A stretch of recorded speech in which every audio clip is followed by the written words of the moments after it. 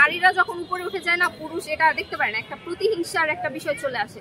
নারীদের সাথে এত হিংসা কেন ভাই? এমনিতেই পুরুষ হচ্ছে যদি একটা নারীকে ধাক্কা দেয়, ওই নারীর ওঠার ক্ষমতা নেই। তো আমরা বৈষম্য বিরোধী ছাত্র আন্দোলন করেছি, ঠিক আছে, বিভিন্ন পোস্ট পজিশন সবাই পাচ্ছে, কিন্তু বৈষম্য কি গেছে আপনি বলেন তো? এটা তো হয় নাই, বৈষম্য তো যায় নাই। নারী পুরুষের ভেদাভেদটা থেকে যাবে, মানে পুরুষতান্ত্রিক সমাজে নারীদের অগ্রাধিকার না দিলে তাইলে কোনো নারী হচ্ছে উপরে উঠতে পারবে না, ঠিক আছে। আর যেটা বলবো যে মানে নারীরা যখন উপরে উঠে যায় না, পুরুষ এটা দেখতে পারে না, একটা প্রতিহিংসার একটা বিষয় চলে আসে। নারীদের সাথে এত হিংসা কেন ভাই? এমনিতেই পুরুষ হচ্ছে যদি একটা নারীকে ধাক্কা দেয়, ওই নারীর ওঠার ক্ষমতা নেই। বাট মানে মাইনাস গেমটা খেলা হয় নারীদের সাথে, এই জিনিসটা ঠিক না। বৈষম্য বিরোধী ছাত্র আন্দোলনে নারীরা কিন্তু ছেলেদের কাঁধে কাঁধ মিলাই হচ্ছে আন্দোলন করছে।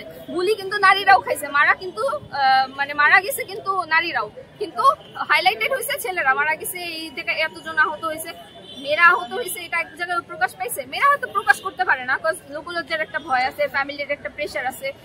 অনেক মেয়েরা হচ্ছে লুকায় লুকায় যায় আন্দোলন করছে, ফ্যামিলিতে বলতেও পারে নাই। তো ওইখানে তো প্রকাশ করার মতো কিছু নাই, কিন্তু নারীদের প্রাপ্য সম্মানটা কি নারীরা পায় না? নারীদের কি ওই প্রাপ্য সম্মানটা দেওয়া হয়েছিল?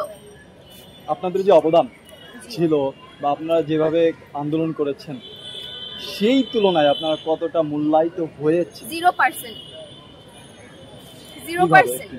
বলেন যে আপনাদের, আচ্ছা, নারীরা কি কেউ মারা গিয়েছে এমন কোন তথ্য আপনার কাছে? 12 থেকে 28 জন মারা গেছে, শহীদ হয়েছে। শহীদ নারী এই জুলাই আন্দোলনে শহীদ হয়েছে 12 থেকে 28 জন। আপনার নাম মনে আছে বা নাম জানেন? দু একজন। নাফিজা নামের একটা মেয়ে আছে, আর আয়েশা নামের একটা মেয়ে আছে।